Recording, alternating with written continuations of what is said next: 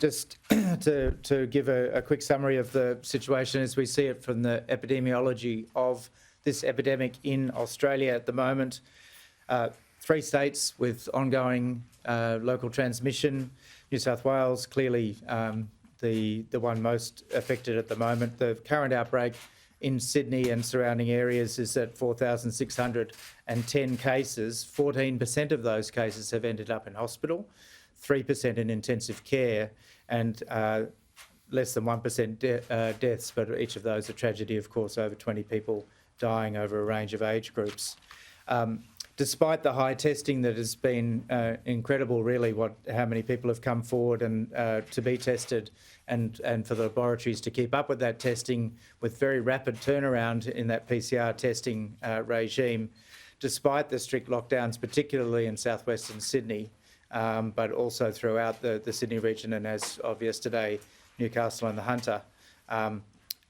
Despite the increasing vaccination in those areas, there is still a rise in the number of cases.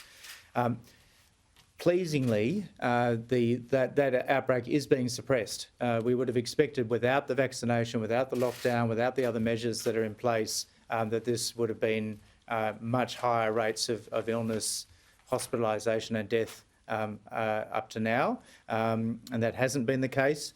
However, there are still worrying signs in terms of unlinked cases, new chains of transmission, new exposure sites, geographic spread and the like. There's no sense that is heading rapidly towards zero, which is what remains our national approach at the moment. There's clearly a need for a circuit breaker. I've had many discussions with my colleague in New South Wales around that. What else could be done to increase the speed of people being diagnosed, the compliance with those public health measures, and crucially an increase in vaccination in those areas. And so New South Wales needs to stay the course and look for those new ways of increasing and improving that situation.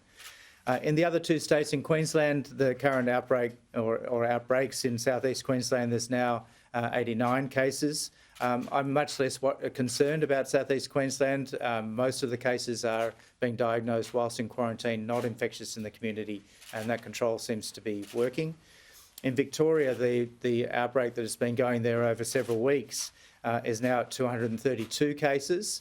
That outbreak of several weeks ago is showing very strong signs of coming to an end. However, in the last 48 hours, there's disturbingly been another 2 so far unconnected outbreaks, small numbers but geographically spread, and a mystery in terms of where that's come from.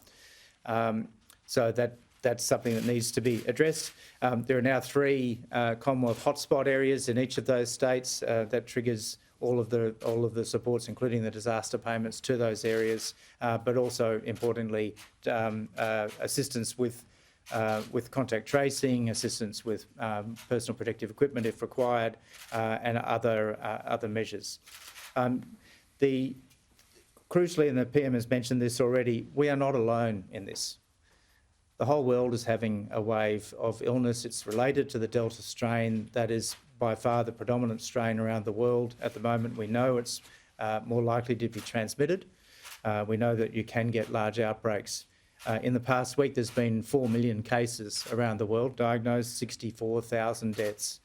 So we're not alone in that. What we do know is that whilst there is this other wave, vaccine works.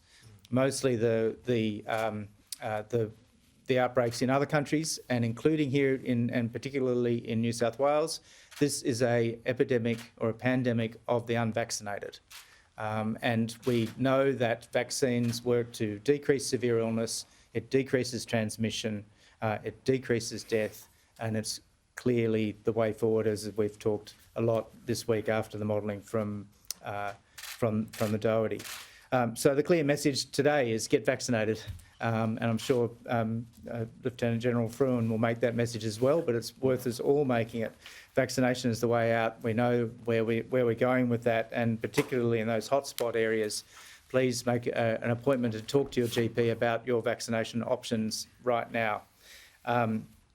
In terms of the rapid antigen tests, I think the PM's mentioned most things. I just say that it clearly has a role, but at the moment our primary way of testing is PCR. That's because it's more accurate, but also, and crucially, the points that the Prime Minister made, that it's part of our public health response.